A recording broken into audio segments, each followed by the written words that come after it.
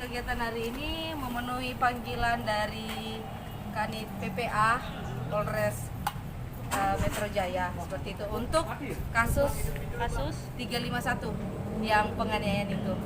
Nah, selanjutnya akan dipanggil saksi yang pada saat ada kejadian di sana. Berikutnya baru terduga AA, itu terlapor AA. Tapi sebelumnya sempat ada komunikasi kak dengan AA ini kak?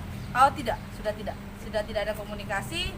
Bahkan sampai detik ini handphone saya masih ada di dia, dan keluarganya pun juga terakhir komunikasi sama saya itu untuk diselesaikan secara kekeluargaan.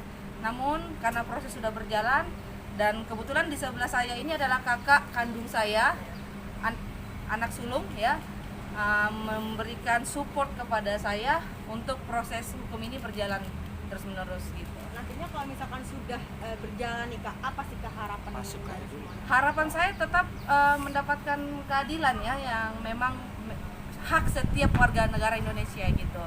Kalau memang dia ditetapkan sebagai tersangka, ya itulah yang harus dijalani gitu. Karena kalau untuk proses damai, saya sampai hari ini menutup untuk berdamai gitu. Alasannya kak? Alasannya karena sampai detik ini dari pihak sana, dari AA pun makin liar nih beritanya.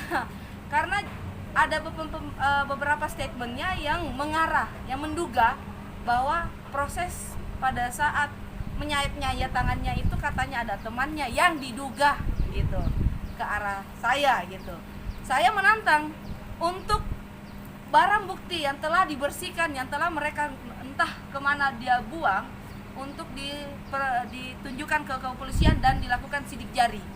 Apakah benar di situ ada sidik jari saya atau tidak? Gitu, seperti itu. Karena terlalu liar berita-berita yang sudah ada dan terlalu simpang siur sekarang karena tidak adanya barang bukti. Barang bukti otentik itu ada semua di dalam handphone saya. Gitu. Nah, ini yang saya akan lampirkan ke kepolisian. Kasih bocor, kasih sedikit barang bukti yang sudah dipegang sama kakak apa aja sih kak? Berupa ya, biar nanti kuasa hukum saya, karena sementara di jalan kuasa hukum saya karena lagi ada persidangan juga yang beliau harus tempuh, dan saya telah menunjuk 12 kuasa hukum saya untuk menangani kasus 351 ini, yaitu kasus penganiayaan ini. Kenapa harus 12 kuasa hukum nih kak? Karena begini, sebenarnya sih saya hanya menunjuk satu, cuman kan memang di situ ada Pak Bambang Sri Pujo and Partners, dan dalam satu partnersnya itu ada 12 kuasa hukum. Jadi semuanya kita rangkul. Bukan berarti ada kegentaran atau apa, tidak sama sekali.